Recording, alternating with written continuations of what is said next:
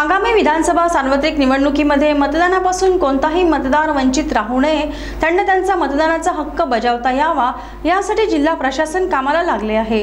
भारत निवडणूक आयोगाच्या सूचनेनुसार विशेष संक्षिप्त पुनरीक्षण कार्यक्रमांतर्गत 6 ऑगस्ट 2024 रोजी प्रारूप मतदार यादी नागरिकांच्या अवलोकनासाठी जिल्ह्यातील सर्व उपविभागीय अधिकारी कार्यालय, तहसील कार्यालय, मतदान केंद्र तसेच संकेतस्थळावर प्रसिद्ध करण्यात आले आहेत। नागरिकांनी आपले नाव मतदार यादीत आहे की नाही हे तपासून घ्यावे असे आवाहन जिल्हाधिकारी तथा जिल्हा निवडणूक अधिकारी विनय गौडा यांनी केले आहे। जिल्हाधिकारी कार्यालयात राजकीय पक्षाच्या प्रतिनिधींसोबत आढावा बैठकीत ते बोलत होते।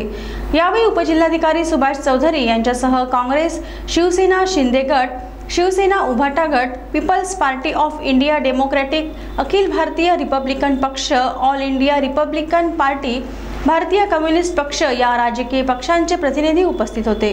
विशेष संक्षिप्त कार्यक्रमांतर्गत 25 जून ते 5 ऑगस्ट या कालावधीत मतदारांची पडताळणी करण्याकरिता मतदान केंद्रस्तरीय अधिकारी यांच्याकडून घरोघरी भेट देणे, मतदान केंद्राचे सुसूत्रीकरण पुनर्रचना करणे, मतदार यादीतील त्रुटी दूर करणे, मतदारांचे अस्पष्ट असलेले छायाचित्र अद्ययावत करणे, मतदार याद्यांचे मुद्रण करणे इत्यादी उपक्रम राबविण्यात आले। याबाबत प्रारूप मतदार यादी नागरिकांच्या अवलोकनासाठी 6 ऑगस्ट रोजी प्रसिद्ध करण्यात आली। नागरिकांनी आताच आपले नाव मतदार यादीत तपासून घ्यावे। जिल्ह्यात प्रत्येक मतदान केंद्रावर दिनांक 10, 11, 17 आणि 18 ऑगस्ट 2024 रोजी विशेष शिबिरांचे आयोजन करण्यात येणार आहे।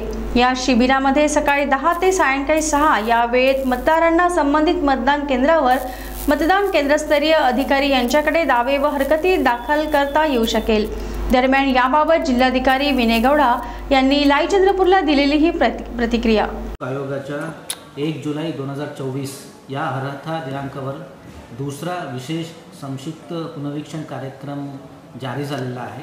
या अनुषंगाने काल 6 ऑगस्ट रोजी पूर्ण जिल्ह्यामध्ये ड्राफ्ट इलेक्टोरल रोल पब्लिश झालेला आहे।